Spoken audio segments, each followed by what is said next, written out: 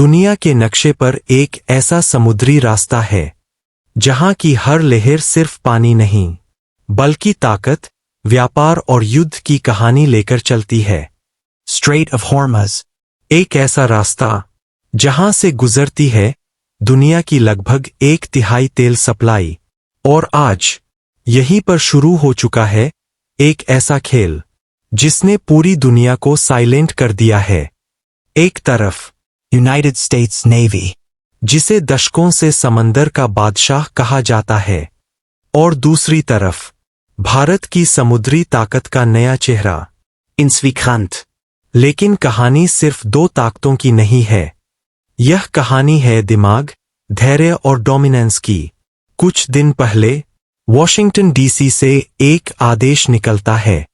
अमेरिकी जहाज ईरान के आसपास से धीरे धीरे पीछे हटने लगते हैं। दुनिया हैरान थी, क्या यह हार थी या फिर किसी बड़े खेल की शुरुआत? असल में यह एक रणनीति थी।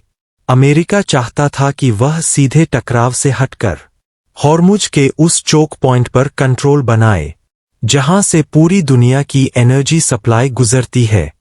लेकिन वह भूल गया था कि इस बार रास्ते में कोई छोटा देश नहीं बल्कि भारत खड़ा है। Insvikant.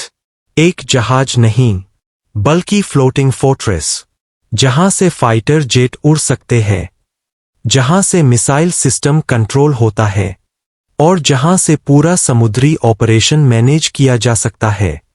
जैसे ही अमेरिकी बेड़े ने अपनी पोजीशन बदली, भारतीय नौसेना ने भी तुरंत रिस्पॉन्ड किया।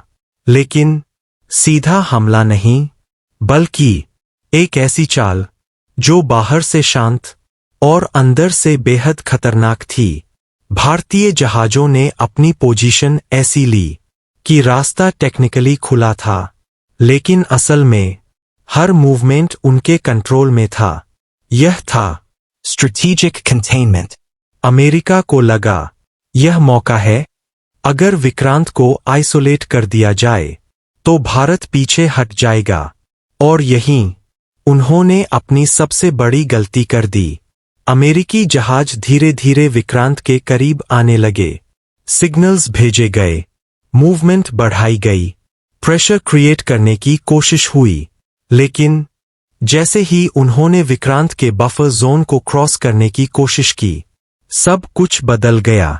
विक्रांत से एक सिग्नल गया, ना कोई चिल्लाहट, ना कोई धमकी, बस एक लाइन, Position maintain. सीमा का सम्मान करें। और इसके बाद जो हुआ वो असली टर्निंग पॉइंट था। भारतीय नौसेना ने अपने advanced electronic warfare systems activate किए। कुछ सेकंड के लिए अमेरिकी जहाजों का कम्युनिकेशन डिस्टर्ब हो गया। रडार सिग्नल्स ग्लिच करने लगे और उनकी स्क्रीन पर एक विक्रांत नहीं बल्कि कई गोस्ट सिग्नेचर्स दिखने लगे।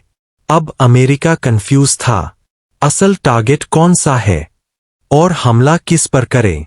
यह सिर्फ टेक्नोलॉजी नहीं थी, यह साइकोलॉजिकल वॉरफेयर था। और यही खत्म नहीं हुआ। समंदर के नीचे इंडियन सबमरीन्स पहले से साइलेंट मोड में थीं, ऐसी पोजीशन में जहां से हर डायरेक्शन कवर हो रहा था। अब सिनारियो पलट चुका था। जो घेरने आया था वही खुद घिर चुका था। अमेरिकी कमांडरों के पास अब 2 ही ऑप्शन थे, या तो एस्केलेट करें या फिर सिचुएशन को कंट्रोल करें। लेकिन भारत ने उन्हें तीसरा रास्ता दिखा दिया। डायरेक्ट अटैक नहीं, लेकिन full readiness, Missile systems active. Air patrol ready. और हर मूवमेंट पर नजर। यह था Power with control. इस पूरे घटनाक्रम ने एक चीज बिल्कुल साफ कर दी। आज का भारत रिएक्ट नहीं करता, कंट्रोल करता है। अरेबियन सी की लहरों पर आज सिर्फ जहाज नहीं थे बल्कि 2 मिलिट्री डॉक्ट्रिन्स आमने सामने थे। अमेरिका जिसे अपनी टेक्नोलॉजी पर घमंड था, और भारत जो अपनी स्ट्रैटेजी पर भरोसा करता है। और इस बार स्ट्रैटेजी भारी पड़ी। कुछ देर बाद अमेरिकी बेड़े ने अपनी मूवमेंट धीमी कर दी। सिग्नल्स न्यूट्रल हुए और धीरे धीरे डीएस्कलेशन शुरू हुआ।